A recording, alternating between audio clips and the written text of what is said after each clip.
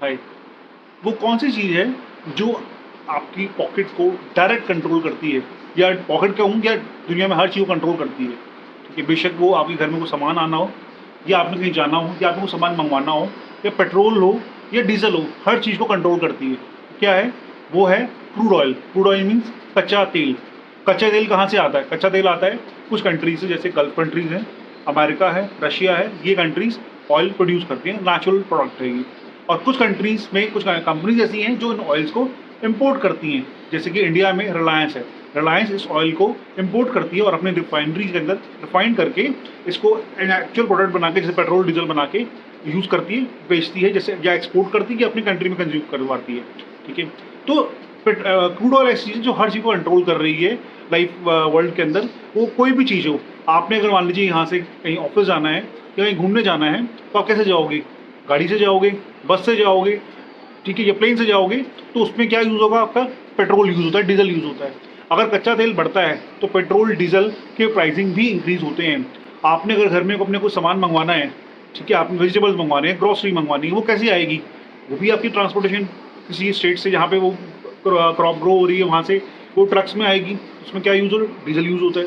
तो हर चीज़ पे effect crude oil का पड़ता है, डायरेक्टली बोलो या इनडायरेक्टली बोलो। तो हम डिस्कस करेंगे कौन कौन सी मेजर चीज़ें इम्पैक्ट, जहाँ पॉइंट्स है जहाँ पे क्रूड ऑयल इम्पैक्ट कर रहा है। ठीक है, तो पहला पॉइंट क्या पड़ता है आपका क्रूड ऑयल का? Transportation cost. सबसे पहले ट्रांसपोर्टेशन कॉस्ट इंक्रीज करती है। ट्रांसपोर्टेशन कॉस्ट हमारे प्राइवेट ट्रांसपोर्टेशन में भी, हमें कहीं ऑफिस जाना है या कुछ सामान मंगवाना है। सेकेंड चीज़ क्या करती है? लॉजिस्टिक्स कॉस्ट इंक्रीज करती है। लॉजिस्टिक कॉस्ट कैसे इंक्रीज करती है? आपके कुछ प्रोडक्ट ऐसे, प्लास्टिक प्रोडक्ट्स ऐसे होते हैं, कुछ पैकेजिंग प्रोडक्ट ऐसे होते हैं जिसमें ऑयल का यूज़ होता है। ठीक है, जो ऑयल बेस्ड प्रोडक्ट्स होते हैं, अगर क्रूड ऑयल इंक्रीज होता है तो प्लास्टिक प्रोडक्ट्स भी इंक्रीज होते हैं, पैकेजिंग इंक्रीज हो जाती है। अगर आप मार्केटिंग में, आज मार्केट में को जाओगे, कुछ पॉलिथीन परचेज करोगे या कुछ कंटेनर्स परचेज करने जाओगे, तो आपको पता चलेगा कि उसके प्राइस पिछले 1 मंथ के कंपैरेटिवली बहुत इंक्रीज हो चुके हैं ऑलरेडी। ठीक है, थर्ड चीज़ क्या होती है? आपका एग्रीकल्चर कॉस्ट। एग्रीकल्चर कॉस्ट कैसे इंक्रीज होती है? एग्रीकल्चर के अंदर भी आपके पंप चलाने पड़ते हैं, आपको कुछ पंप्स होते हैं, ट्रैक्टर्स होते हैं, वो कैसे चलते हैं? वो भी डीजल से चलते हैं। तो वो अगर उनकी ऑपरेशनल कॉस्ट एग्रीकल्चर की बढ़ जाएगी, तो आपके जो घर में खाना आ रहा है, रोटी आ रही है, उसकी कॉस्ट भी इंक्रीज हो जाएगी। ठीक है, एंड सर अगर उससे बात करो एयरलाइंस की, एयरलाइंस के अंदर जो कॉस्ट, एयरलाइन की कॉस्ट होती है, 40% कॉस्ट एयरलाइंस की सिर्फ फ्यूल कवर करता है। इसीलिए फ्यूल के कारण इंडिया के अंदर जो है हमें सारा फ्यूल बाहर से इंपोर्ट करना पड़ता है। इसलिए इंडियन एविएशन इंडस्ट्री जो है हमेशा एक स्ट्रगल मोड में ही रहती है। वो बेशक एयर आपका टाटा हो, या एयर इंडिया हो, या जेट एयरवेज हो, या कोई सहारा हो, कोई भी एयरलाइन उठाएंगे तो सब स्ट्रगलिंग फेस में रहती है। रीज़न भी क्योंकि हमारी डिपेंडेंसी ऑयल के ऊपर बहुत ज़्यादा है, और जब भी इंटरनेशनल मार्केट में क्रूड ऑयल इंक्रीज होता है तो उसका इफेक्ट हमारी एयरलाइंस इंडस्ट्री पे भी बहुत ज़्यादा इफेक्ट पड़ता है। ठीक है, एंड उसके बाद अगर हम अगला इम्पैक्ट की बात करें, तो अब ये सब चीज़ें अब इंक्रीज हो रही हैं।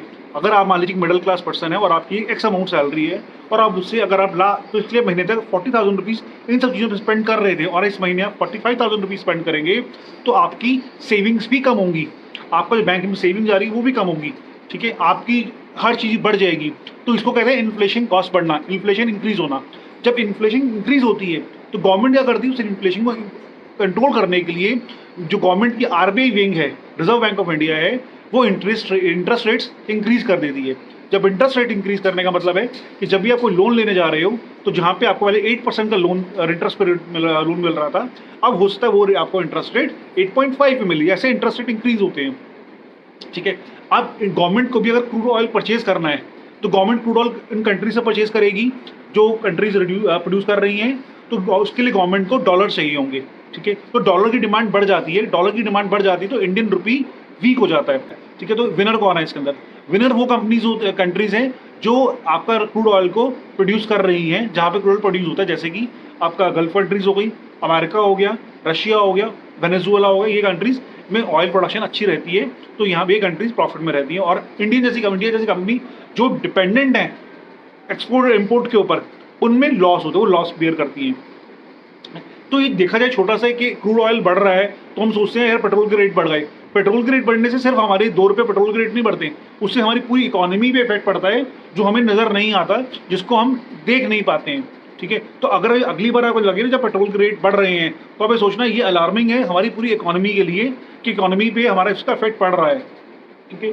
तो अब ये आपको चीज़ मैंने जो समझाई है, तो ये सारी वॉर से रिलेटेड है। अब जो वॉर हो रही है ईरान की और अमेरिका की, वो वॉर का कारण भी ऑयल ही है, ठीक है।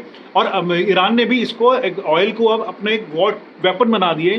वो चाहता है कि ऑयल का प्राइस बहुत इंक्रीज हो जाए, तो सारे इसने एरियाज ब्लॉक कर दिए, स्टेट ऑफ हॉर्मुज ब्लॉक कर दिया है, अल-मंडेब आपका स्विस कैनाल वाला जो रूट है वो भी ब्लॉक कर दिया है उसका with the support of Yemen, ठीक है। तो इससे क्या होगा, ऑयल प्राइस शूट अप करेंगे और इससे अमेरिका पे डायरेक्ट इफेक्ट नहीं पड़ेगा, बिकॉज अमेरिका डोनाल्ड ट्रम्प कह चुका कि हमारे पास वो enough oil We don't need, we don't need oil. We have all the oil we need for ourselves. It's one of the great assets that we have. है। लेकिन जो countries oil पे depend करती हैं, ठीक है, इंपोर्ट पे depend करती हैं, उन कंट्रीज का यूएसए पे प्रेशर आएगा कि वॉर को फटाफट से बंद किया जाए। जैसे बाकी और जो यूएई कंट्रीज हैं वो भी अमेरिका पे प्रेशर डाल रही है कि इस वॉर को एंड किया जाए, ताकि उनकी भी ऑयल प्रोडक्शन पे इफेक्ट पड़ रहा है, उनके भी एक्सपोर्ट पे इफेक्ट पड़ रहा है।